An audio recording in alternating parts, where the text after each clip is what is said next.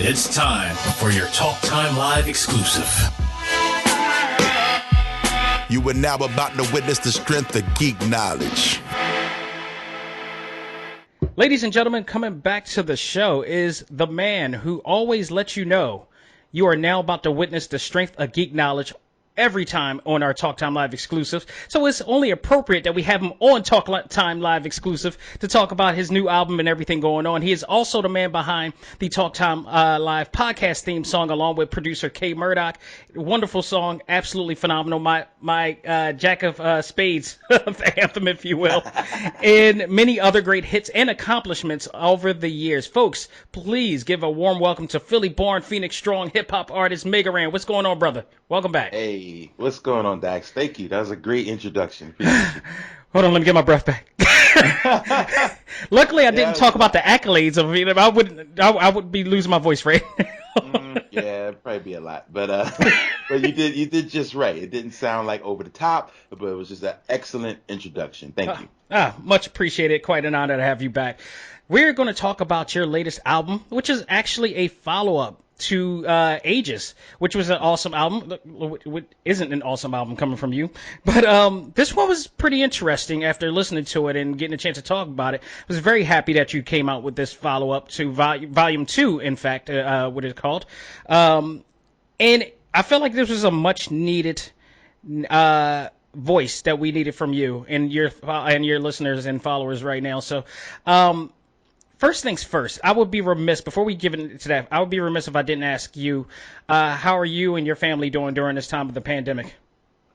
Oh, man, it's been rough, honestly, but we're getting by, man. Like, I tell people a lot, what gets me kind of through this is realizing that it's not just happening to me or my family. It's something that we're all having to adjust to. Right. So that kind of helps me to cope a bit. Yeah. And it's just been a learning process. Every day I learn something new about myself, about technology, about, just different ways to produce content, to promote. Like, it's learning on the fly, which is really what I've been doing pretty much ever since I started this. It's always been an unconventional path to where I've been lucky enough to get to. So it's just that now, but on like turbo speed, you know what I mean? Right. So understatement. Yeah, man, that's all. We're just kind of waiting around, hoping things get back to the way we remember them, but just also realizing that there will be a major adjustment to the way things were. A much needed one. Yeah, and not always a bad thing. Change is good, and I think that people have to learn to adjust to it and accept it and learn from it and come out of this better than you went in. And I think that's where a lot of creators are right now, myself included, is trying to be better. I think not just us from our perspective, but everybody. I mean, we got a big movement going on right now, but there's a lesson to be learned by everybody in some form or case. Some more than others, I would say. But yeah, this is a learning process for all, in hopes that by the end of this, we all come to terms together. And that word "together" means a lot to me this day and age. So I got a chance to check. Well, before I do that, screw this. Happy birthday to you. Thank you, man. I didn't know if you wanted to address birthday. We don't know necessarily when this is coming out, but thank you. I work expeditiously, so hopefully I could get at least the audio or the video out. Doesn't matter. Your birthday's here. It is well celebrated. Happy birthday, brother. Thank you, man. It's a blessing to have another one, man. Like, that's really all. You're just trying to make it, man. Every day is something else, it seems, in this world.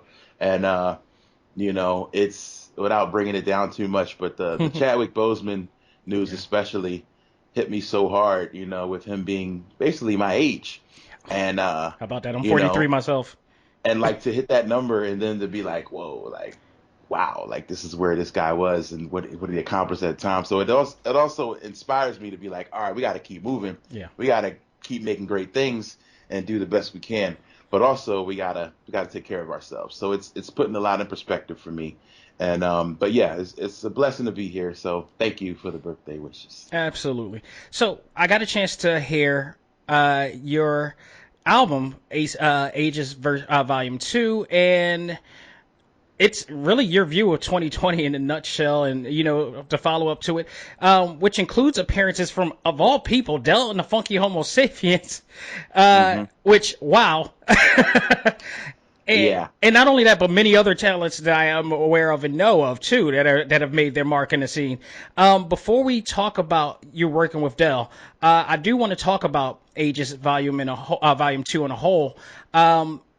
Your works prior to 2020 was something that you felt needed to come out due to the circumstances going on in this country. Was this planned, or was this, obviously it wasn't planned because none of us knew that this COVID-19 or anything was coming, but was Aegis 2 Volume 2 planned, and if so, was it altered? It was planned. The title was, not anything else. There's no way I could have wrote a song called 2020 before Corona. Right. Before Unless. Corona. You know what I'm saying? So, like, I was definitely thinking Ages, after the last one came out in, like, November, I was like, okay, these are going to be, like, seasonal releases. Yeah. The cover was, like, a winter, kind of thing. Mm-hmm. This one, kind of springish, kind of summerish, So it's definitely on purpose. Okay. I like for these things to capture little moments of where I am at that time. So the chronicling, they're like your journal, pretty much. Yes. These are my journal. I guess I could have. One reason I changed it was originally going to be called Pages, and then I was like, you know what, Ages is a little more universal, so I took it off. And just took off that P. Talked to anybody. I never told anybody that, but yeah, like originally it was just because these are literally like pages from my rap book. Yeah. Stuff that I've written over this time. And being able to just share where we are so that we can look back, I talked to a couple of artist friends and we're split on the notion, like, do people want to actually hear music about coronavirus times when we're living in them? Right. Or will you want to look back at this time, when the movies about 2020 come out, will we even want to see it because we lived it, So so I was torn on both. So I was like, you know what, I can make music about where I am right now, but also where I want to be. So therefore, that's what the Ages albums are about. Honestly, if the Russo brothers is doing it, I wouldn't mind it. The guys who made Community and what they made out of Marvel, I think we have an epic 2020 that looked way different than what we had on there. Facts. Yeah. So let's talk about it. The song entitled Protoculture V2.0 features the legendary Dell and the Funky Homosapiens. How did this come about? How did you two come together? Man, I guess it was a couple months ago. I'm so big on dates and releases and anniversaries and things like that. So usually every album comes out around a special time for me. Yeah. This album is around my birthday. And I realized his song Protoculture came out in 2000. So that was 20 years ago. Right. And he's talking about how much he loved video games. He's talking about like getting really cool like imports and stuff like that. So he was so ahead of his time with what he was talking about. And I was like, man, Dell is literally living in the future, like constantly. He's thinking 10 years ahead of the game. So when I realized it was the anniversary, and that song inspired so many nerd rappers, like whenever we do any sort of panels, whether it's PAX or wherever, we talk about the history of NPC, we talk about the history of video game music. I do remember you talking about this during San Diego Comic-Con. Absolutely. Yeah. And so it always comes up. And I was like, wow, you were inspired by that too, and you, and you, and you. I was like, okay, well, 20 years, I can't let the anniversary of this song go by without doing something for it. Right. So I was going to do the song just without him, but I didn't think that would quite be right to cover it without his blessing. So got on Twitter one day, like I do, and I was just like, yo, somebody tell Dell that I have a great thing for him. And, the rest is history, man. People start retweeting. People start messaging me like, oh, did you know that Dell is like my homie's friend, Right, so I'm right. Like, what, really? Yeah, the homie of a homie of a friend of a friend of a friend. And I was like, okay, follow-up game goes into full effect. I was like, give me your homie's number. Right. And then I would talk to him and try to get his homie's number, and then try to get his homie's number, and then try to get Dell's number. And then it eventually worked out, man. I got to thank my man Ayo, Aaron. He's from the Bay Area, dope up-and-coming rap lyricist, as well as mix engineer. Ayo Lyrical is his name. He hooked me up with KU. KU is Chaos Unique, who also featured on the original Protoculture track. And so he's like, yeah, KU's my mentor. So he knows how to reach Dell. Yeah. And then KU told me, look, man, I just let you know, Dell is like a mountain man. He's like so unreachable, and he's like he doesn't respond a lot. He's a hermit, and he doesn't really come out. He doesn't really do much. Just him and the But I goat. can but I can try, yeah. But we gonna try. And man, I just threw the Hail Mary lob, man. I DM'd him, I tweeted him, I Wow. texted him, I love it. and then he got back. And then we just for the last 2 weeks have been just basically just nerding out about video games. That He is tells awesome. me about a new game on Steam, I go buy it. I tell him about a game, he buys it. We're talking about Streets of Rage. We're talking about um he loves these like bullet hell games, and like the old school style, and like Yeah. I really enjoy those games as well too. So he told me about this other game, something, I don't know. It was way too hard for me, but he likes the super hard games, and Right. so yeah, man, we just started building, and I was like, dude, let's do a song, and he's like, you want to revisit that old song? And I was like, yeah, man, like I don't know if you know how many people this inspired. And he's like, all right, cool. Like, and this is a song that he didn't do a video to. Like, this Right. was not a single. It was never like a This was really, strictly really, underground. yeah, strictly underground B-side, C-side material Yeah. that just like took off in the underground. So yeah, he was like really surprised. Like, really? People Yeah. still talk about that song? And so we started working on it, man. And gosh, he like killed it. He wrote and sent me back a verse within a couple days, and the rest is history, man. Like I'm just super proud it happened. Not even just to be able to check off like, oh, I work with Dell, Yeah. but so much of me and my career is about giving back to the things that have inspired me. Yeah. Whether it be games, comics, Philly, the block, whatever. And Like, you do. these things are so important to me, so I try to mention them however I can, and then like just give some type of homage. Yeah. And so to be able to go back to a song that inspired me 20 years ago, and be able to revisit it with that person's blessing was just like super dope, man. Yeah. So shout out to them. Yeah.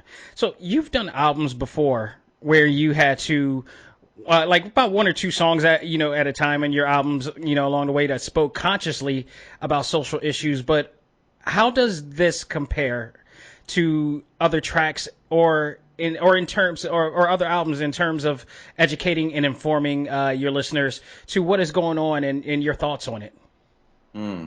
Well, I feel like the album before this, Two Hands Up with Yeah. Young RJ, Yes. is to me, it says so much of this stuff better than I ever could have said it before or after. Yeah. And we wrote this album last year, like last fall, and it came out in May. And probably a week later was George Floyd, and like so many other things started happening. And I was like, wow, like we couldn't have timed it any better, unfortunately, because the more things change, the more they stay the same. You would hope So- it's just like a pass note. Yeah, like the last Ages on the intro, I'm talking about John Botham, who was Botham John, who was like shot in his house by Amber Geiger. You know what I mean? Yeah. And that was November. It was last year. Yeah. So now to come out, and I could just switch a name to Breonna Taylor, and it's the same. And it's thing. unfortunately still going on. And it's so wild, like to think like all you got to do is just substitute names out, and then the news is not changing. My So- TMZ notifications are consistent. It's unfortunate. It's nuts, man. So with things like that happening, like how could I not write about it? You know what I mean? I look at it like, yo, I love video games, I love comic books, but if I don't talk about what's really happening in the world, I feel like I'm doing myself and people who listen to me a disservice, because they may not get it from anybody else. Like I know my favorite anime rappers or nerd rappers Yeah. are not necessarily talking about this stuff. Right. So I don't want people to not think that either I don't know, I don't care, things like that. So I want people to know where I stand for sure. I And that's definitely, super I important to can me. tell you, I definitely appreciate that you did this and you did all of your conscious, albums and tracks and everything, because it is a side of you that like, all right, we got the fun part, but let's keep it real for a minute, and that means a lot to me. And that's why I've hung on to you for so long. And I'm absolutely honored to have you a part of the A.C.M.G, lifespan, per se. Thank you. When I play your music, when I play your song, it is like literally an honor for me to play it because I know how much of an actual hero you are to me in the sense of you are a educator. You are a guy who has went through it. You put in the work. You just talked about, like, you gave us a lesson alone, just talking about how you got to Dell. And that's something that like a lot of people, especially in our community, don't exactly do as much as they should, and we should all have the initiative and assertiveness to reach out. We got a lot of work to do, but just to see people like you out there with your following, your platform, it's just an awesome thing to see, no doubt. Thank you. Yeah, a lot of folks, man, they look at me like, oh, I don't want to chase after this person or this guy or this look. People look at it like it's a weird stigma to it, like you're thirsty or something. Yeah. But like, I think it's just being motivated. Yeah.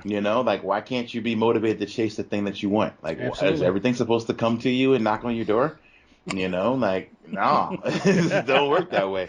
So I always feel like, man, I've been Hallelujah. chasing my entire career. I've been chasing, and like, man, they tell you, like, yo, even from any basic religion, they tell you, like, okay, the higher power helps people who help themselves.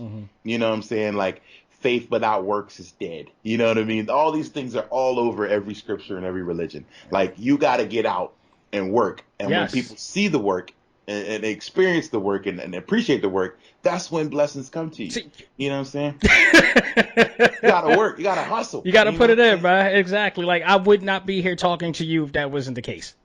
That's just true. You get it. Oh, I more than get it. It's still coming. Like the rewards are coming to, and that means you also have to go through the trial and tribulation sometime too. It's not all going to be peachy. You're not going to get every yes. You're going to get some no's sometime. But I can tell you, way back of all the news that I got to the yeses I got now. So I get several no's a day, like even to this day. You know what I'm saying? I just got told no right before I got on the phone with you, and like, you know what I'm saying? Like, it's just another day. It's like, I'm gonna ask. You do tend to get used to it after a while because you know that you had more successes than fails, or the successes outweighed. They outweigh the failures, absolutely, man. That's for sure. And you don't know till you try. I gotta shoot that shot. Absolutely. Let's go back to San Diego Comic-Con because I mentioned that. And this year, of course, with everything changing for the first time ever, we got a virtual version of this experience, which I thought they did a pretty good job. I thought your panel, and particularly production-wise, was really good. I really, really enjoyed that panel, and it made me like wish I was back there in that area because I just being there live to see all you guys talk about comics and hip hop. It's just an awesome thing, and the fact that they got play from Kid and Play this time around was awesome too. How was that approach to you? Like, you knew you guys weren't going to be able to do it, but who brought it up? How did it? It was weird, man, but it turned out dope. Like, shout out to Patrick Reed. Patrick Reed is the guy the brains behind the hip hop and comics panel. He's been doing it at New York Comic Con, at WonderCon. He's done it everywhere. And usually the San Diego one is like the big one. Yeah. So he brings out really dope surprise guests. Like, it gets really dope. So this time he was like, hey, he got everybody on the email and was like, can y'all just give me 5 to 10 minutes, just kind of a spiel on what you do and how hip hop and comics has influenced it. Yeah. And then, just give us a little bit of, like, answer a few of these questions, like questions that I get people that ask me, And I was like, all right, cool. And then he did an awesome edit job and was able to just splice together everything we talked about, moving people forward, backwards, front to the back, to the middle, and making it feel seamless. And I was like, that's what a lot of people don't do with a lot of these virtual panels. That was the clear standout thing that I noticed of all the panels. I've been watching panels all day as if I was actually there. The difference is my ass was in a seat, and yet for some reason, even afterwards, I still felt tired.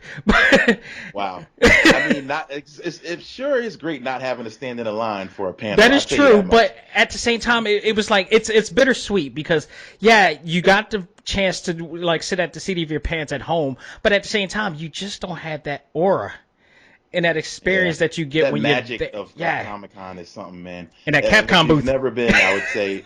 Man, they're probably gonna. I mean, they sell out every year, but the next time it's in person again, I think it's just gonna go explosion. It is good. Every one of them, even New York as well. I mean, like, what's the bad part is, every year New York gets taken away from me. This is supposed to be my first year. I was supposed to go to New York Comic Con, and And I was supposed to be doing a panel. Oh, that hurts, bro. It hurts because New York Comic Con is dope. I heard. I will say it feels almost bigger than or as big as San Diego. It is I hear that it is, and I would look at the numbers every time, every year. The numbers are getting so close to it now. Look, working with Repop for the last 3 years, like I have been doing, is I see why their portfolio is the way it is, and why they're no joke, and why these guys are heading to that level. Mm-hmm. They're awesome. They're absolutely awesome. They are, man. They work some miracles. I mean, New York one is, I think, you get more like in like lane crowding where you're like kind of stuck up against people a lot because more it's in New York and I think San Diego did a really good job of spreading out and they have people there keeping the lines moving. Yeah. And like I don't feel super claustrophobic, but in New York I definitely got a little claustrophobic. Wow. I was just like, okay, I don't want to do this because it's not in the convention center, right? I'm too close to people. But wait, it's not in the convention center, where it's like in a hotel of some sorts. It's in the Javits Center, which is a convention center. Okay, and it's pretty big. It's but in comparison to San Diego, it's a complete separate area. Like it's like downstairs, so it's pretty big. Okay, yeah, the Javits is a brand new, like really nice structure that's like well set up. Like it's just that it just gets packed. It's so bad because like my wife and I went before this whole COVID or during COVID, and we didn't know that COVID was going around in January. It's probably during COVID. Because by the way, we got sick immediately after, like atrocious. I was just gonna say, me and my homies talk about all the time, like, yo, we had this.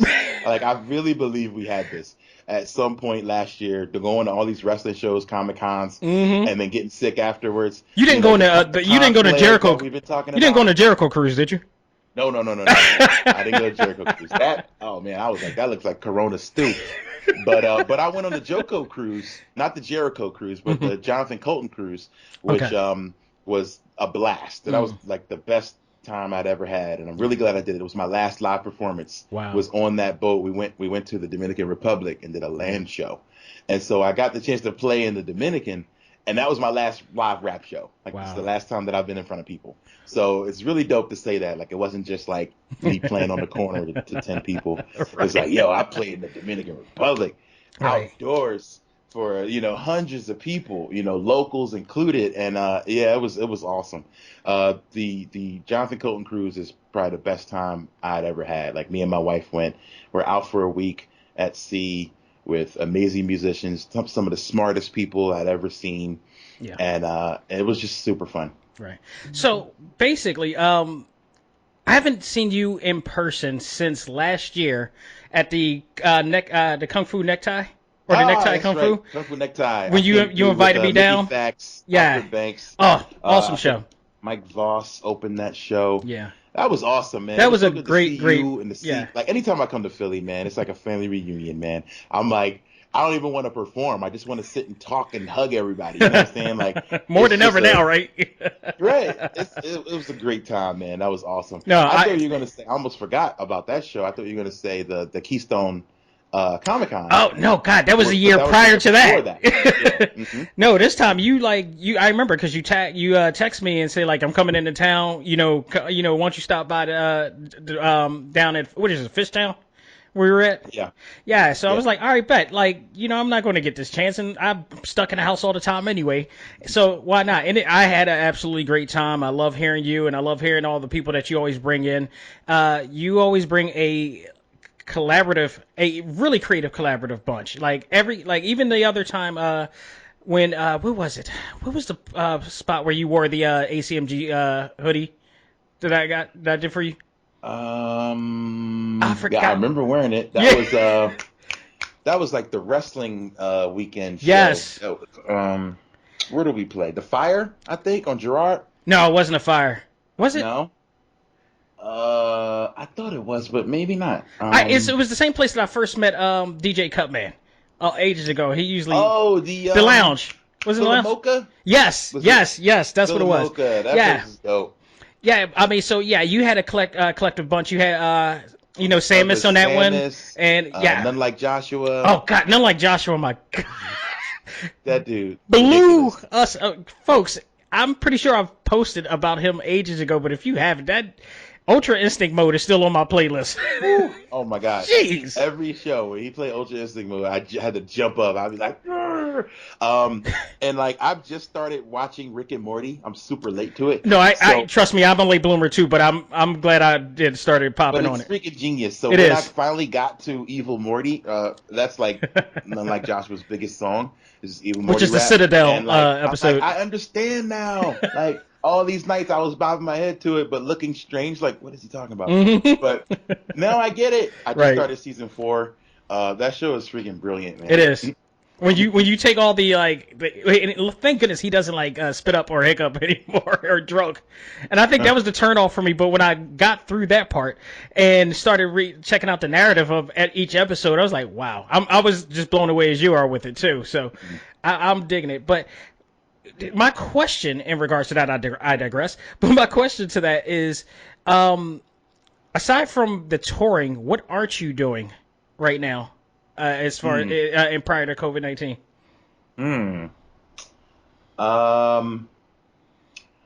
Wow, that's a good question. Because you're still Aside keeping from it. the touring, I mean, touring You're still was keeping it mostly moving. is most of my life. Right. So I'm not flying on airplanes. I'm not going to wrestling shows. Unfortunately. Not going to Comic Cons, not touring, not going, even like the little things I enjoy doing, like going to, going shopping, like going to the store or, grocery shopping. Now we do pickup or delivery. Yeah. What else? I mean, I'm still playing video games. God bless that. Yeah, I mean, thank goodness for that, man. If that had stopped, I wouldn't know what to do. Look, it's the one thing that I've always said, and one of the biggest reasons why I said I don't understand why we can't handle what's going on right now, because we have all this entertainment. Can you imagine if this was in the 1960s or the 50s or even the 70s to some extent, where we did, or in the 80s, because we were still A-tracking, but we didn't have this much type of technology that can. That we can consume and entertain us and keep us in a calm place. It just amazes me how I feel like we have this spoiled, attitude about things and not realizing how really great we have right now, all things considered. That's true. Yeah. If we were stuck in the 60s and 70s, like, it would be really difficult because, like, all kids did then was go outside. Right. Like, kids these days don't really care about that. We're the last generation that actually went outside. You do realize that, right? Yeah.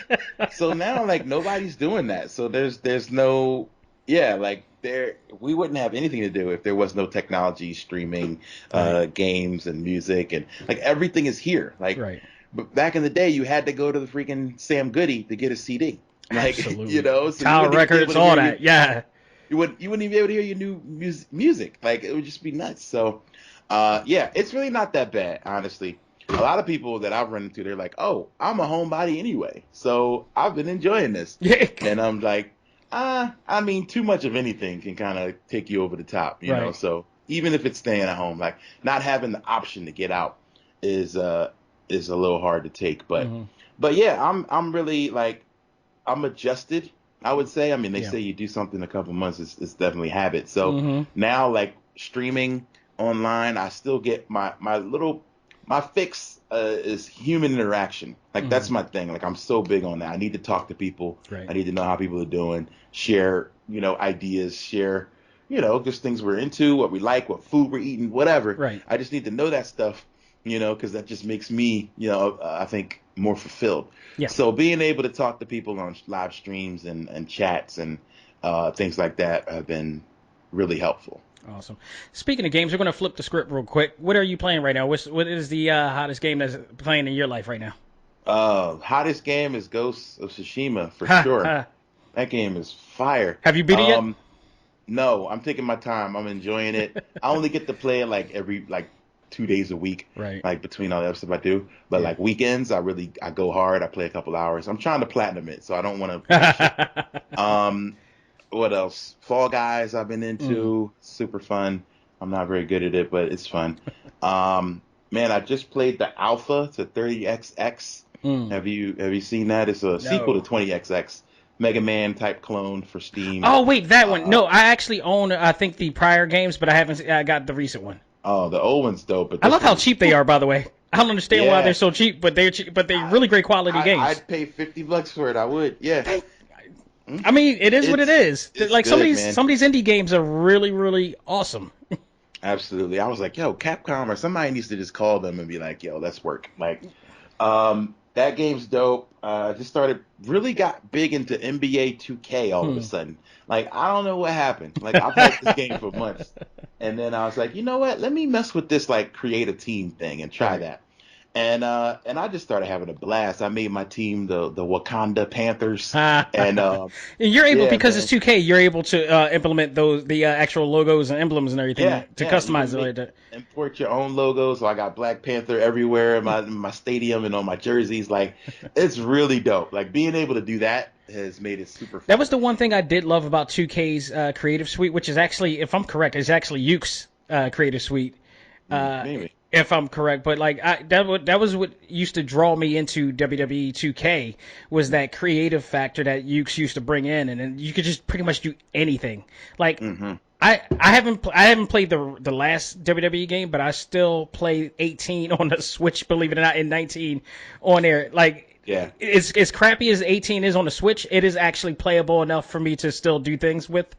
But 19 is probably the last great WWE game. I think so. 19 was really good. Yeah.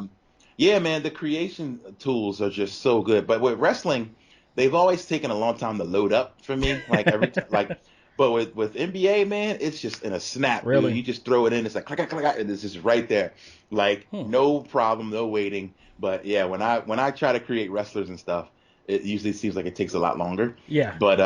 But just to make it look like it belongs in the game. Like that's so important to me. Like I don't want it to look like, oh, this is obviously a creator. No, my thing is my characters always look like they're a Jim Lee drawn character. Yeah, like that takes time to give you that type of effort. So now I've really got into creation, man. And so a buddy of mine said I should probably get into MMOs, because MMOs are also usually allow you to have a really deep creative suite and stuff like that. Creation. So I might.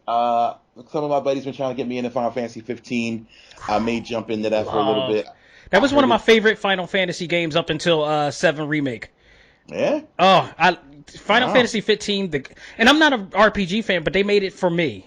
You know, in terms of gameplay and control scheme.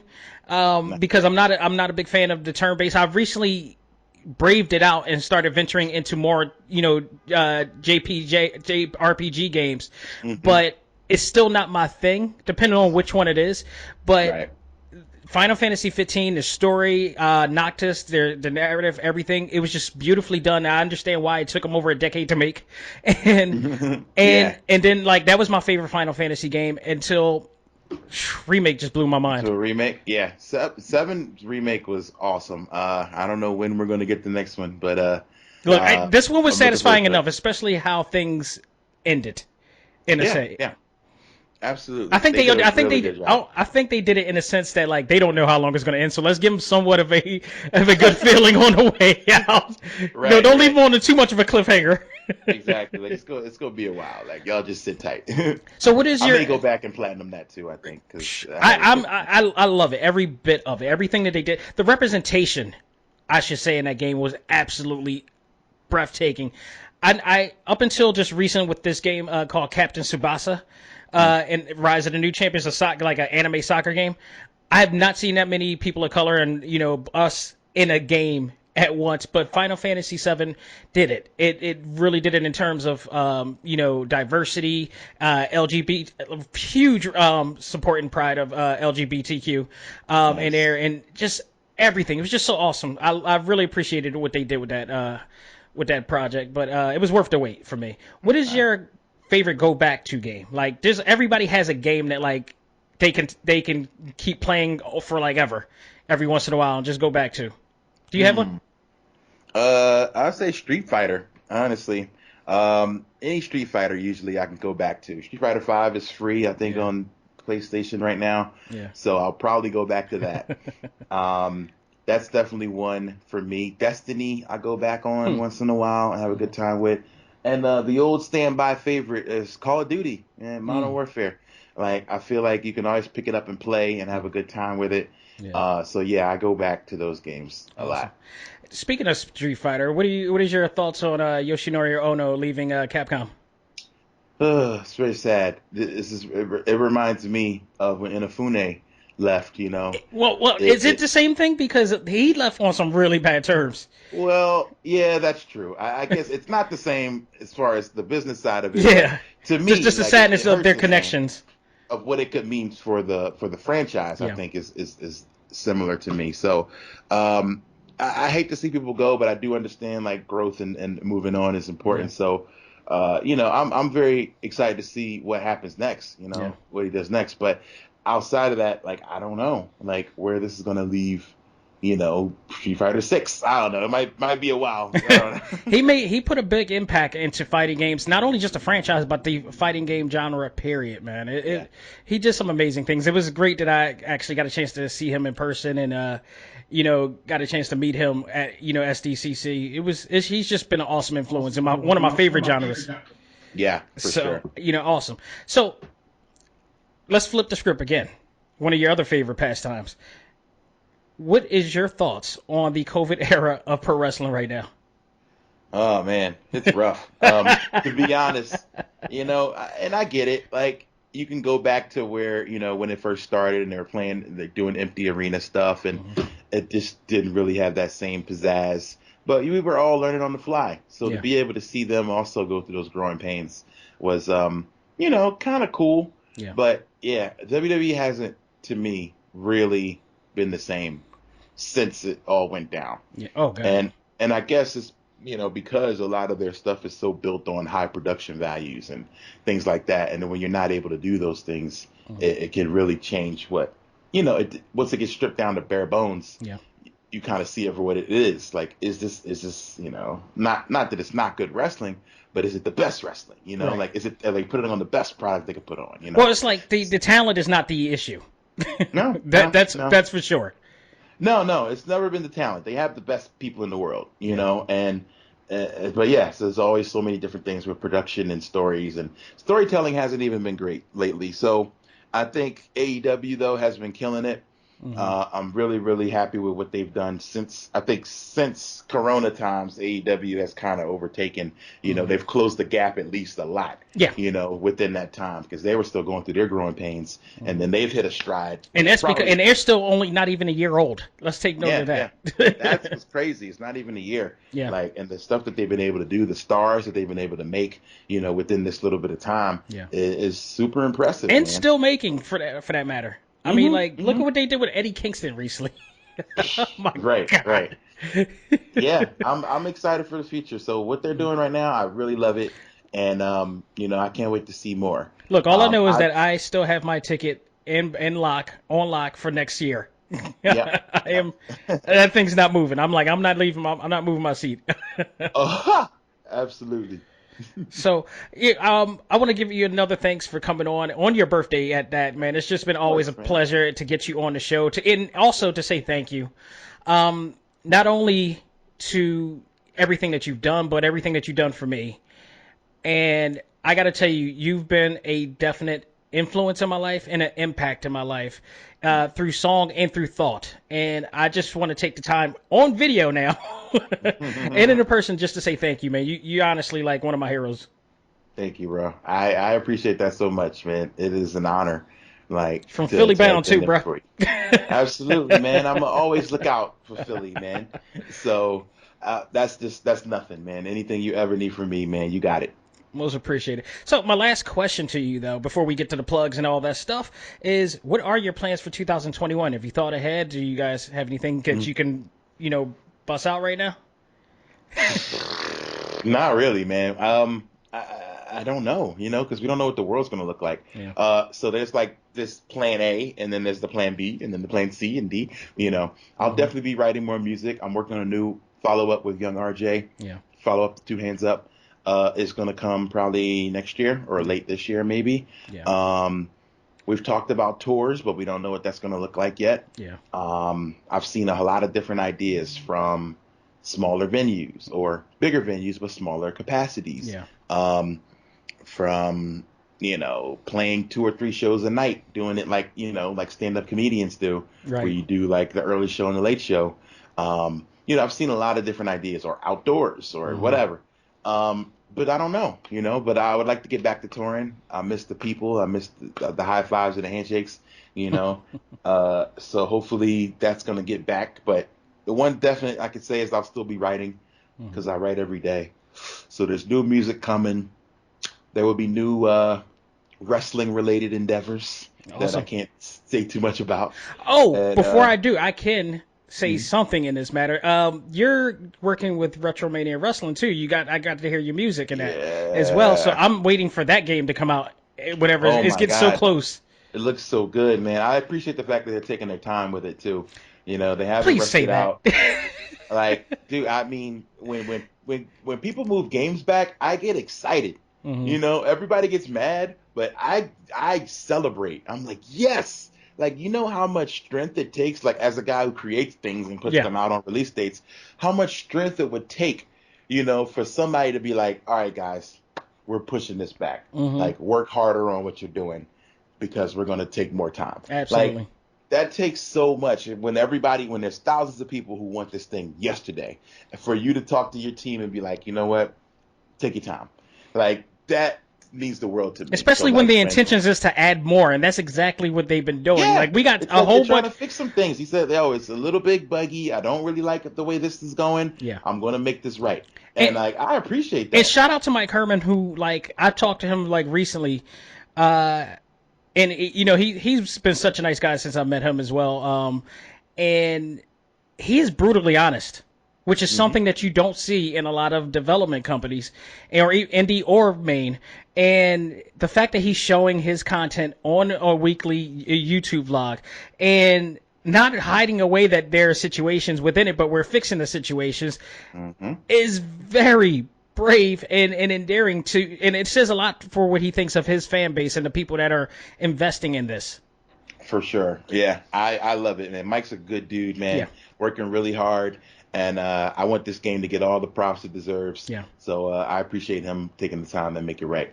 Yeah, I look forward to having him on when it's all things over and everything too, man. It's Mm. just, it's funny. I was just talking to somebody about, I was just talking to, actually not somebody, actually, what is his name? Josh Sherman, who was on this show last time. He is the now ring announcer for the game. Mm. So he's on it. Nice. So I'm like, I am now in the center of all these people that I know are connected to this game.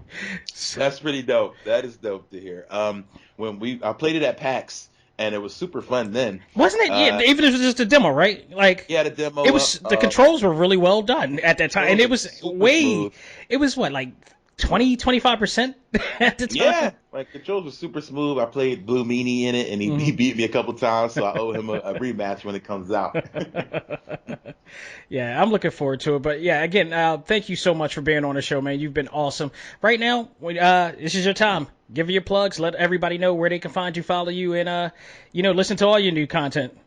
Nice. Okay. Well, let me start first with the thing that I'm giving the absolute most effort to these days is Twitch. I've been Hmm. streaming 4 to 5 times a week, video games, interviews, music performances. We did a Hmm. beat battle last night. So yeah, we do all types of things. There's all types of fun content that's going on there, which is twitch.tv/mega_ran. Right now, it's something called September. So for the entire month, the subscriptions are half off, Ah, but I still get paid the same amount. So it's still a pretty awesome thing. And those go directly to making House Mega Ran continue to pump out stuff for y'all. do you have that same deal that like Wrestling Observer has, where like if you have a Prime account and you use your Prime deal to, Hmm. go in Yeah, and use? Okay, yeah, you may want to yeah, let them know about that too. absolutely. If you have Amazon Prime, you are since Amazon bought Twitch, you are connected, which means that you can use that Twitch Prime or Amazon Prime to use Twitch Prime, which Hmm. gives you a free 1 month subscription, free, which I still get paid off of. You Hmm. use what we call Bezos bucks to Hmm. pay for that one. You're using Jeff Bezos money. He don't need it, so he uses No, mine. he does not. So yeah, if you're Amazon Prime like me, getting packages 2-3 times a week, then you get a free subscription. So go on and it'll just click in and it'll connect them all to it by itself. So go to twitch.tv/mega_ran for that. Music you can always get from me at megaranmusic.com. That goes right to my Bandcamp, which is all my direct uploads straight from me. AGES Vol.2 is not there yet. It will be there tomorrow because Bandcamp is doing a no-fee Friday. So on that Friday, that's another great way to support any of your favorite local musicians or underground cats, because Bandcamp takes no fees. 100% of the music money goes right to them, right to their pockets, so they can keep making more music. So those are the best ways to support. Patreon, I do 2 new songs a month that you can only find there. Right now, I'm about to do that right now before I get off the computer, and I'm about to upload a new song that I wrote for Xavier Woods, and so you will be able to hear that before the world does, and and plenty more happening. So I'm doing all kinds of stuff. Let's see, I'm playing video games, I'm making beats, I'm writing music, You're keeping sanity. Keeping my sanity, hanging out with my wife and doing all that. So yeah, man, just being a good family man, but also learning something new every day to be creative. So you can get my Twitter, which is all my up to the minute updates at Megaran. It looks like Meg Ryan because it's close together and there's a capital R, but it's not. And then I get that once a day. I thought that said Meg Ryan. Nah. Even in this day and age. Meg Ryan ain't. She ain't killing it like this. She probably don't even have a Twitter account at this point. She probably ain't got no Twitter. She definitely ain't rapping. So yeah, check that out. It's not Meg Ryan, but it's Mega Ran. Don't say that and one day you come in and all of a sudden she busts through the door and she about to battle you. Like, yo, what's up? I'll be like, oh my god. Wait, she like Jordan Peele. She's like Jordan Peele when he's like playing President Obama. He just said, "I'm the leader of the free world." Drops it off him. Drops the mic. Right, she gonna come in and be like, "What's up?" I'll be like, "Yo, that would be an epic photo." You got mail. If I get something like, "Yo, you got mail, son," I'm like, "Oh!" One day I need to meet Meg Ryan and have this conversation with her. Oh, good Lord! You don't know me, but our names get mixed up a lot. So yeah, that needs to happen. So and anything else is at megaran.com. It has every link to everything. In case you don't remember anything I just said, you can just go to megaran.com. Right, Meg. Thanks you so much, man. It's been awesome as always to get you on. I wish you and your family the best. Let's get back on there because I miss you, bro. I'm looking forward to seeing you in person, hopefully in the near future. I hope so, bro.